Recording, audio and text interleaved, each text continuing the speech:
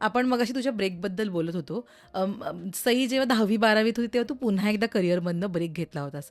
जेव्हा तू पीकवर होतीस करिअरच्या. खरं तर ह्या सगळ्या निर्णयाला ना करेज लागतं.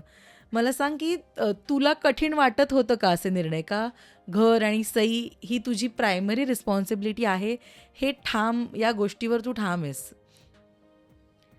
माझ्यासाठी यश म्हणजे काय माहितीये, हं, माझ्या मुलीच्या डोळ्यात जेव्हा मी माझ्याबद्दल हं, आदर बघते, प्रेम बघते हं. आणि एक जाणीव बघते की आपल्या आईने योग्य वेळेला आपल्याला वेळ दिला आहे. वेळ दिला. हं, आपली आई जेव्हा जेव्हा आपल्याला इमोशनली गरज होती, हं. मानसिकदृष्ट्या आधार हवा होता, शारीरिकदृष्ट्या आधार हवा होता, तेव्हा आई होती. I was always available. Correct. माझ्यासाठी हे यश आहे.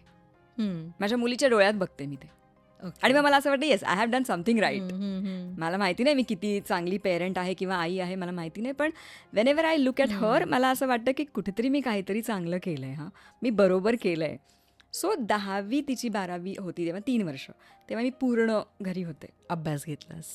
अजिबात नाही. नाही? अगं ती खूप अभ्यासू आहे. Okay. It just that me being there. हं. काय होतं ICSE ना, आपल्याला कसं होतं की जेव्हा आपण क्लासेस करायचो तेव्हा एका क्लासमध्ये सगळे विषय शिकवायचे. करेक्ट. ह्यांचं असं नव्हतं. ह्यांचं प्रत्येक विषयासाठी एक वेगळा क्लास, वेगळे टीचर, ते शोधणं, मग ज्या ज्या वेळेला तिला आणणं नेणं, मग ती समजा कधी कधी कंटाळायची अभ्यास करून, मग तिला फिरायला नेणं, तिच्याशी बोलणं की आत्ता काय वाटतंय.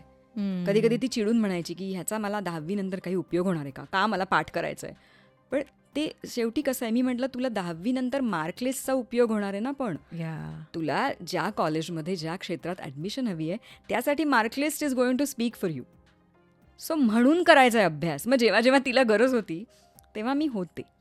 सो मला असं वाटतं की त्याचं समाधान आहे मला. तेव्हा पण खूप कामं गेली, हो ना? नाही सांगायला लागलं.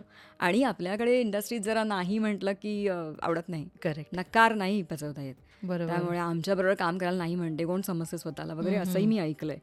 पण आता माझी प्रायोरिटी होती जेन्युइन, आणि त्यामुळे मग मला काही वाटलं नाही. मी आणि सई उत्तम बोर्डात आली, हो. 12वीत उत्तम मार्क, नंतर तिने विस्लिंग वुड्स जॉईन केलं, येस. BA with acting. या. तिथेही ती व्हॅलेडिक्टोरियन झाली ऑफ द एंटायर बॅच. त्यामुळे तिने पण खूप चांगलं केलंय. सो मला असं वाटतं की बरं झालं मी वेळ दिला. सो नो हे माझ्यासाठी रिग्रेट्स. यश आहे. No regret. Not at all.